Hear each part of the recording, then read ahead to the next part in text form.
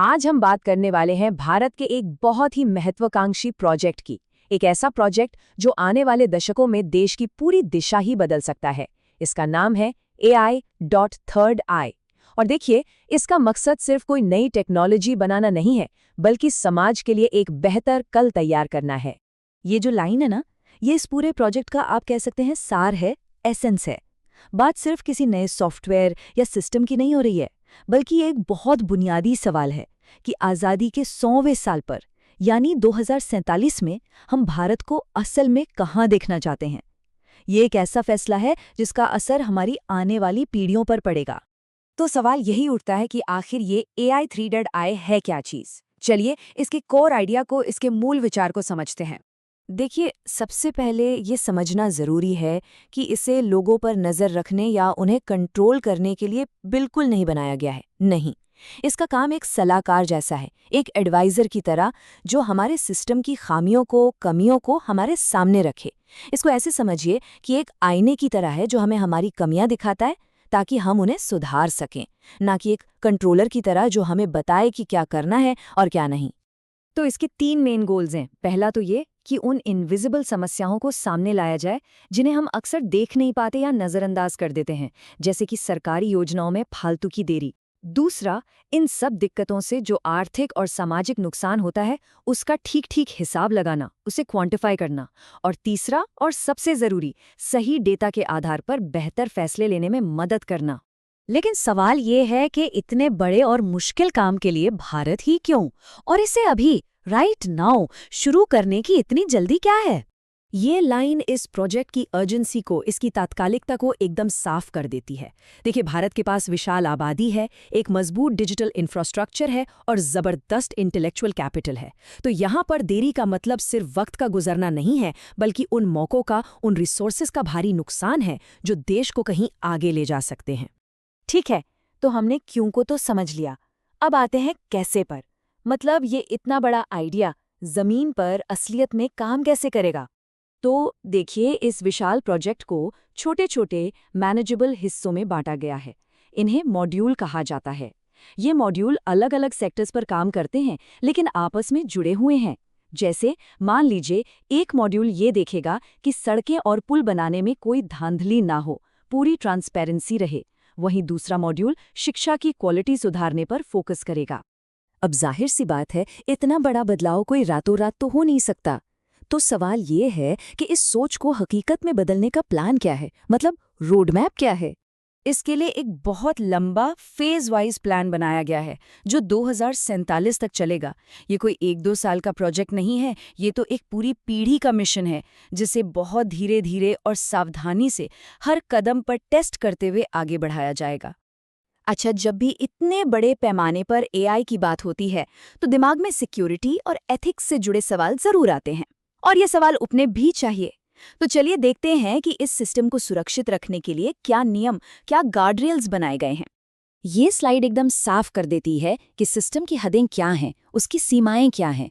मतलब ये क्या करेगा और क्या बिल्कुल नहीं करेगा। इसका काम सिस्टम की कमियों का एनालिसिस करना है, ना कि किसी इंसान को कोई सोशल स्कोर देना। ये मेरिट को बढ़ावा देगा, लेकिन ये कभी भी किसी जज, टीचर या सरकार के फैसले की जगह नहीं लेगा।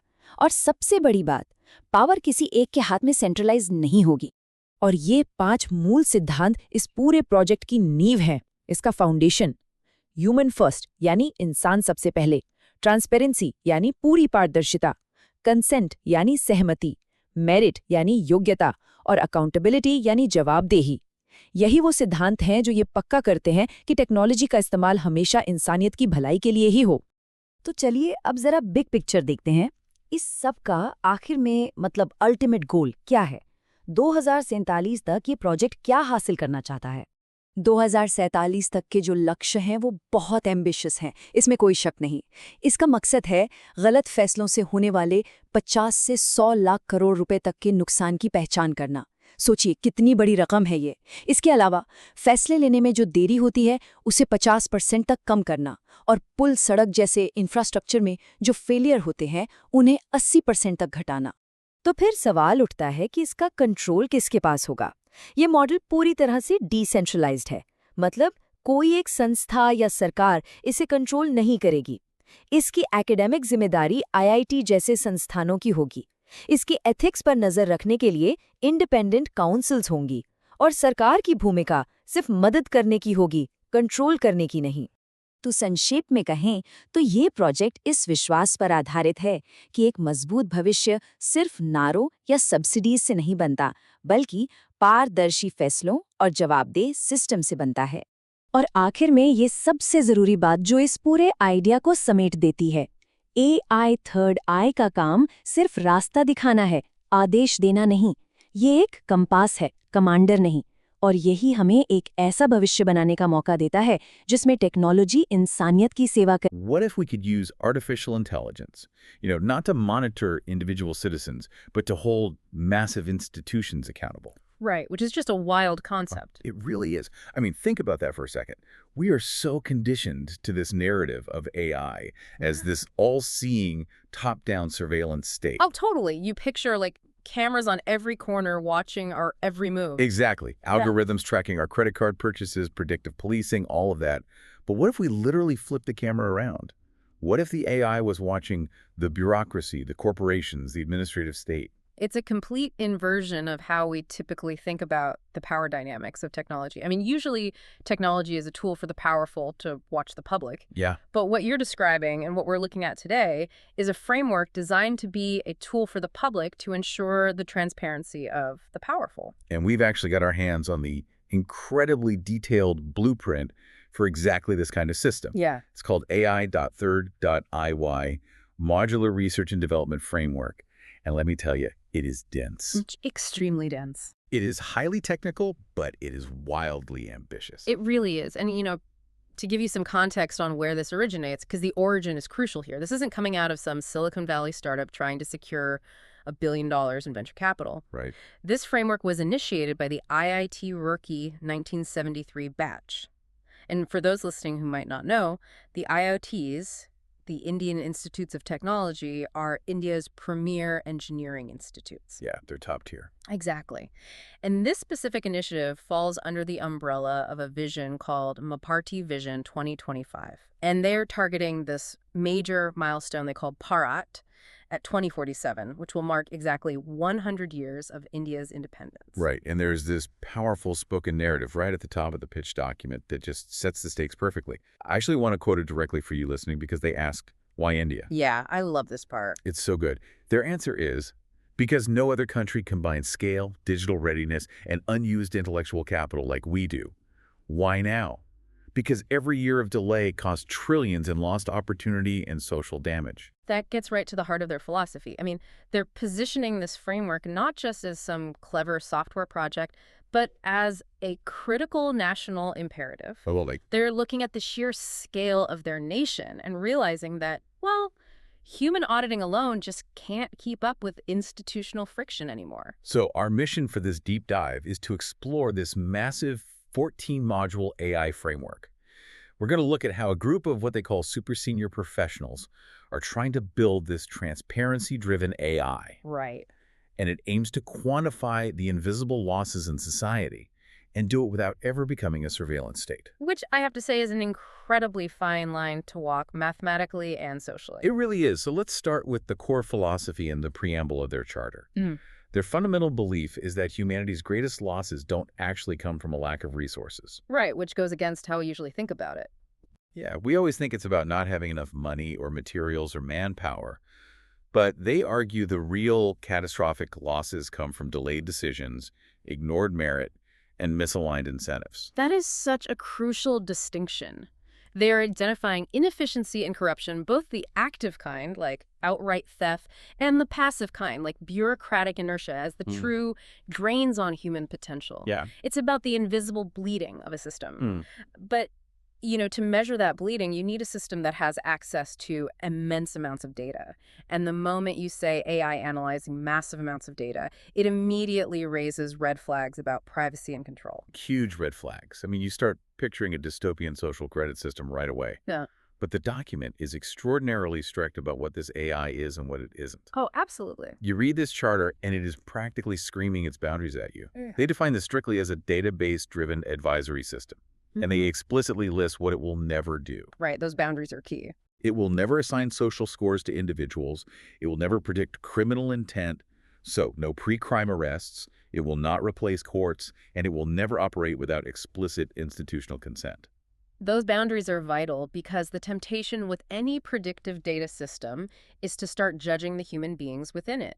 By explicitly saying, we will not label human worth, they are trying to preempt the dystopian outcomes we've seen in other global AI implementations. The way I was visualizing it as I read through the technical specs, it's less like a security camera and more like an MRI machine for a hospital's administrative operations. Oh, that's a great analogy. Right. An MRI machine doesn't judge the patient. It doesn't look at a torn ligament and say, well, you should have been playing tennis, you idiot. Exactly. And it certainly doesn't replace the surgeon. It just takes a highly detailed cross-sectional scan of the internal workings, the pipes, the workflows, the finances, and it shows the administrators exactly where the system is hemorrhaging money or time. That is a highly accurate way to look at it, especially regarding the mechanics of how it actually operates. To extend your MRI analogy, think about how an MRI compiles different magnetic resonance signals into a single image. Yeah. AI.3rd.EYE works by ingesting incredibly disparate databases that usually never talk to each other. It pulls in procurement receipts, human resources logs, supply chain delivery timelines, and legal precedents. Just a massive amount of unstructured data. Exactly. It normalizes all that data and looks for anomalies. Which brings us to how this actually works in the real world. Because the philosophy is only as good as its application. Instead of just listing off their 14 proposed modules, let's look at the life cycle of how this AI would actually track a real-world scenario. Okay. Imagine a massive public infrastructure project, like building a new highway. Perfect example. Let's look at Module 1, which focuses on infrastructure. The goal here is to track the entire life cycle of a project from planning to execution. The AI doesn't just look at the final bridge, it quantifies things like quality dilution or material substitution along the way. So mechanically, how does it do that without a human inspector standing there with a clipboard? Through cross-referencing data layers. If a contractor secretly uses a cheaper grade of cement than what was budgeted for, the AI catches the discrepancy. Wow. How? It uses natural language processing to read the procurement invoices, compares those against the structural integrity requirements mapped out in the initial bid, and then cross-references that with delivery timestamps. That's crazy. Yeah, so if the budget says high-grade steel, but the supplier's inventory data shows a massive outflow of low-grade iron to that exact geographic coordinate, the system flags the anomaly. Okay, so it flags the bad concrete, but then the AI goes a layer deeper, which is where Module 3 comes in human resources. Yeah. It doesn't just ask what went wrong with the concrete, it asks who hired the person who bought the bad concrete. Exactly. Module 3's objective is to eliminate favoritism through competency mapping. It forces appointment and promotion systems to be completely data-driven. The AI maps the actual verifiable competencies of a workforce against the specific requirements of a role. So if the data clearly shows a massive competency gap, like if the person hired to oversee a multi-million-dollar highway project has a background in, say, municipal landscaping, the system flags the hiring process. That would terrify a lot of middle managers because suddenly your entire hiring history is auditable. It makes it incredibly difficult to just promote your nephew. Definitely. And then, let's say this whole highway debacle goes to litigation. The contractor sues the government. Now we hit Module 4, which tackles judicial assistance. Right. In a country with the scale of India, judicial backlogs are a massive systemic issue. This module maps legal precedents and quantifies delays. So it's speeding up the courts. Yes. It provides outcome probabilities to assist judges by instantly surfacing the exact precedents relevant to the contract dispute. But again, adhering to their charter, it explicitly states it is a decision support framework. It does not replace the human verdict. It just acts as a hyper-competent clerk telling the judge, here are the 400 precedents, and here is exactly where the bottleneck is happening in this specific type of litigation. Exactly. Now, here is the element of this project that completely fascinated me. Who is actually building and guiding this? You'd expect a massive AI infrastructure project to be driven by a bunch of 25-year-old tech bros in some sleek office. Right. But the secret weapon here is the super seniors. Yes, the 1973 batch. These are pensioned professionals. People with 40 to 50 years of real-world exposure in civil engineering, government administration, law, and education. And they are stepping in to mentor the B.Tech and M.Tech students, the undergraduates and master's students who are actually writing the code. And that intergenerational knowledge transfer is actually formalized as Module 14. They view the experiential wisdom of these super seniors as national intellectual capital that is currently just being lost to retirement. That makes so much sense. Think about it. A 25-year-old coder knows how to build an anomaly detection algorithm, but a 75-year-old retired civil engineer knows why systems fail. Yeah, they've seen it all. Right. They know the subtle, almost invisible ways a project is deliberately delayed on the ground to inflate a budget. The students have the technical skills, but the super seniors have the real-world cynicism and wisdom to know what the algorithms actually need to look for. But I have to push back here, and this is something you listening should really consider.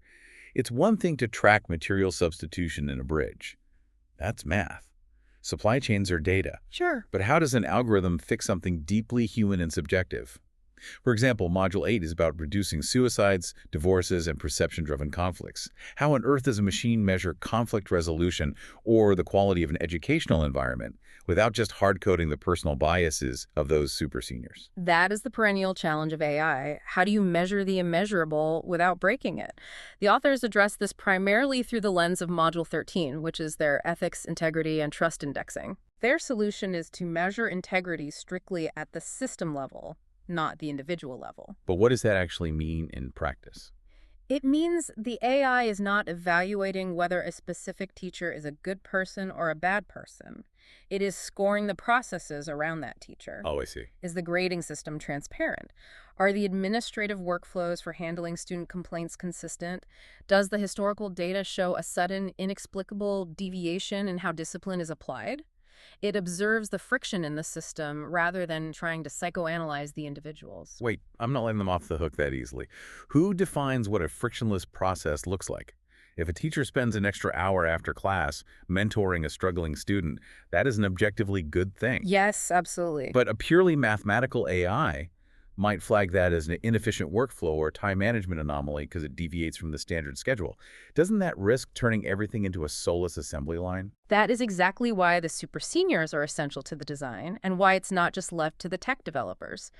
A purely tech-driven algorithm would absolutely flag that teacher as inefficient. Right. But the super seniors design the parameters to recognize long-term outcome improvements over short-term process deviations. The system is trained to see that the inefficient extra hours spent mentoring actually correlates with a decrease in dropout rates over a 5-year horizon. Ah, okay. That changes things. Yeah, it's not looking for mechanical speed. It's looking for the alignment of incentives with positive institutional outcomes. Okay, that makes more sense. It's measuring whether the system actually supports the humans, not just whether the humans are working fast enough. Exactly. But moving from the theory to the implementation, how do you actually scale an AI framework across a nation of over 1 billion people by the year 2047? Yeah, we are talking about massive bureaucratic inertia here. They have a very rigorous 5-phase roadmap stretching over 20 years. Phase 1, from 2025 to 2027, is simply prove it works. They aren't going straight to the federal government to ask for the keys to the kingdom. Smart. Yeah, they're running pilots in RWA's resident welfare associations, which are basically neighborhood or housing councils in small corporate environments. Start small. Why neighborhood councils, though? Because that is where the data is often the messiest, but the stakes are localized. If you can prove that the AI can untangle the corrupt contracting of a local neighborhood garbage collection service, you have a proof of concept. That makes sense. From there, they move through Phase 3 around 2033 to 2037, which is sectoral scaling. This is where they aim to have the framework adopted across 10 different states, influencing actual policy. Wow. And finally, Phase 5, culminating in 2047, is global leadership, exporting the framework to international bodies like the UN and the OECD. And they have a mind-blowing ultimate KPI, or key performance indicator, for that 2047 milestone. They want to have verifiably quantified between 50 and 100 lakh crore rupees in cumulative losses. It's an astronomical figure. Yeah, and for anyone not familiar with the South Asian numbering system, a lakh is 100,000 and a crore is 10 million. So 100 lakh crore rupees translates to roughly 1.2 trillion US dollars. Insane. They want to drag $1.2 trillion of invisible waste out into the sunlight. But it highlights their core premise, the cost of delayed and corrupted decisions is the single biggest anchor on societal progress. But to achieve that, you have to convince these massive institutions to willingly let you look at their data. And that brings us to what I found to be one of the most fascinating and maybe a little cynical parts of this entire document. Step 30, the Media and Public Positioning Guide. Ah, yes, the PR playbook. Yes. The creators are acutely aware of public fears. They know that the moment you say AI and monitoring in the same sentence, the public panics, and rightfully so. So the Step 30 demands strict internal discipline from anyone speaking about the project. They have a literal list of phrases you must never use. Never say the AI is for catching terrorists. Right. Never say it is for rating human beings. Never say it can replace the police or judges. Because the moment you use that language, you trigger legal alarms, media backlash, and massive opposition from civil society groups. You lose the trust of the very public you are trying to empower. Exactly. Instead, they have this golden line that every spokesperson is trained to use. They say, AI.3rd.EYE helps institutions see the cost of decisions before damage occurs. It's brilliant framing. It really is. It sounds like a helpful accountant rather than a digital panopticon.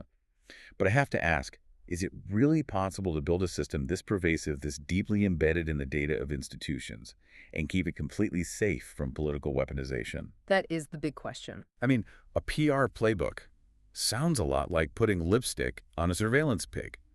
What stops a government from using this helpful accountant to purge political rivals by mysteriously finding inefficiencies only in their departments? That is the existential threat to the entire project, honestly.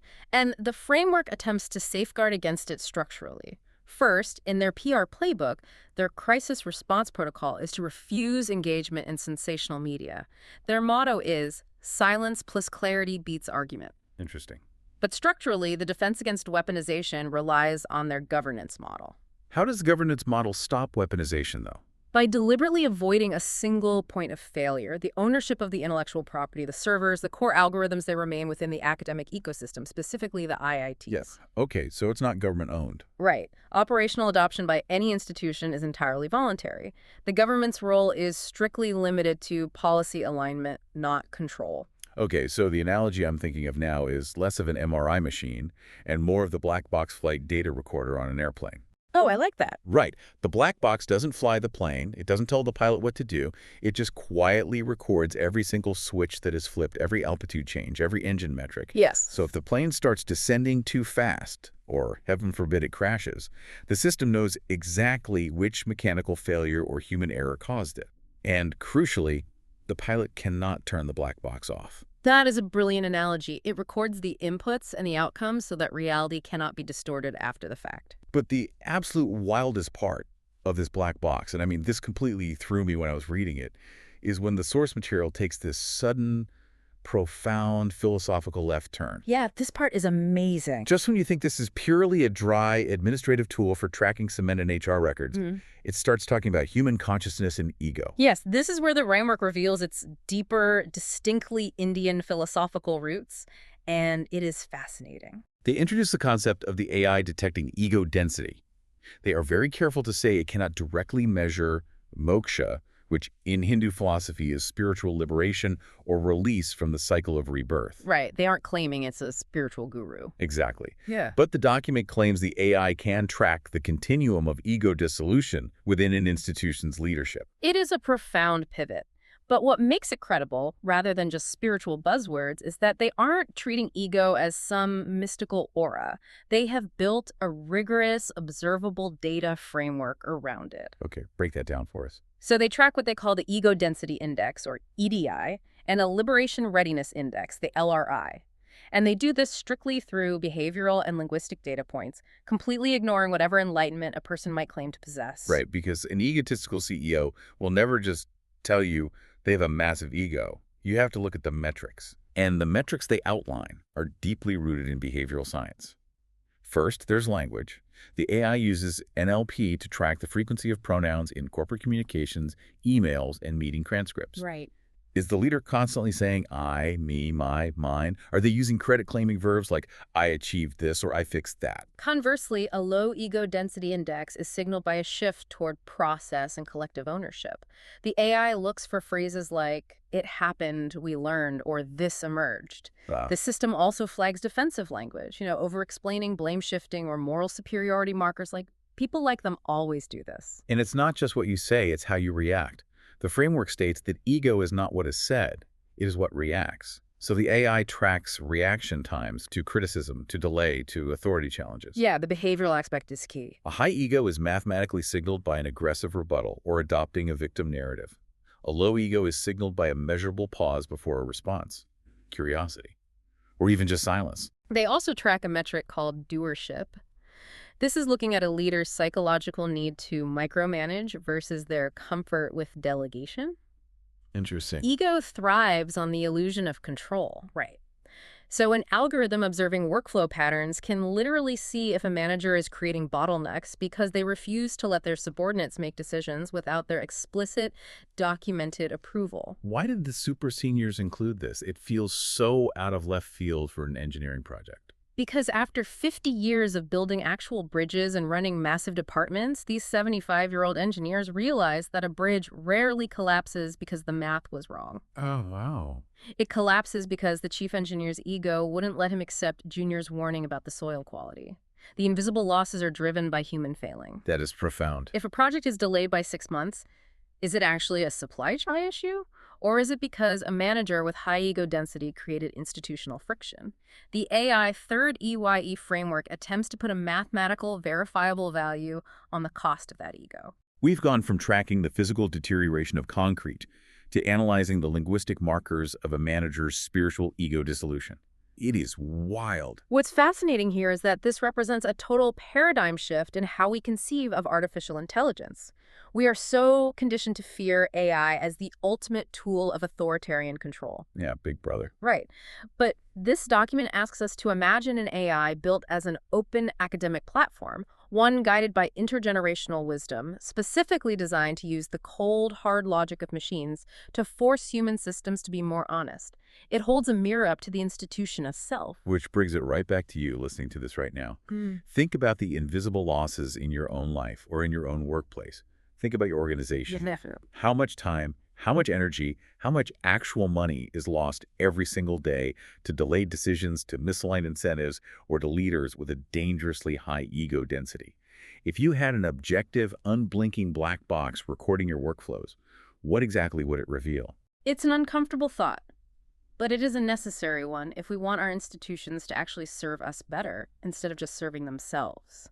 It's all about seeing the invisible so we can actually fix it. But I want to leave you with a final thought to mull over, something to explore on your own. Okay. If a system like this is built perfectly, if it truly succeeds in measuring and exposing the ego, the inefficiencies, and the hidden corruption of our massive institutions, can the humans tasked with maintaining that system resist the ultimate ego trip of controlling the third eye itself? That is the ultimate test of the framework. That's it with you. We'll see you next time.